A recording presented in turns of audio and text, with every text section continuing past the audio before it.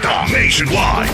Dagdag pang balita mga kabrigada, kinumpirma ni House Committee on Public Accounts Chairman Terry Ridon na ipapatawag pa rin sa pagdinig ng binuong Infrastructure Committee ang nagbitiw sa pwesto na si Public Works Secretary Manny Bonoan. Ayon kay Ridon, tututok ang Tri-Committee sa site inspection ni Pangulong Bongbong Marcos sa Bulacan kung saan natuklasan ang umano'y ghost at substandard projects. Gayon din ang undercapitalized firms na nakakuha ng bilyong-bilyong pisong flood control contracts. Iimbitahan din anya sa investigasyon si bagong DPWH Secretary Vince Dizon. Samantala sa panayam ng Brigada News FM Manila kay Kabataan Party List Representative Rene Co, sinabi nitong hindi sapat ang palit-ulo sa kagawaran dahil matagal nang ginagamit ng ahensya bilang instrumento ng tiwaling opisyal para sa pansariling interes o kickbacks.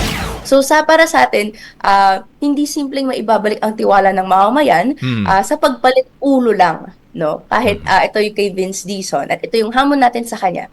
Dahil ang kailangang mangyari, dapat may big fish official na kurakot, na mapangalanan, makasuhan, mapakulong. No? Dekada-dekada na ang sistema ng kickback ng contractors.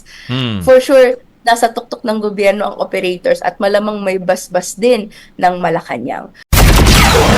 Para naman kay House Deputy Minority Leader Percy Sandana, umaasa siyang hindi knee-jerk reaction ni Pangulong Bongbong Marcos ang pagtatalaga kay Dizon sa ahensya.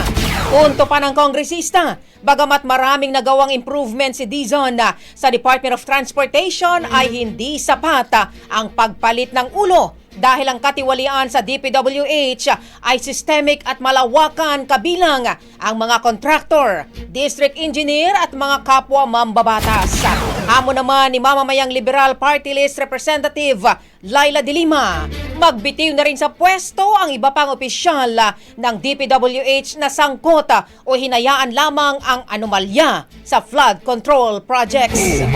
Ang bahaging ito ay hatid sa atin ng Yummyvit ES3 Syrup. Simulang tuparin ang pangarap ng iyong anak. And starting now,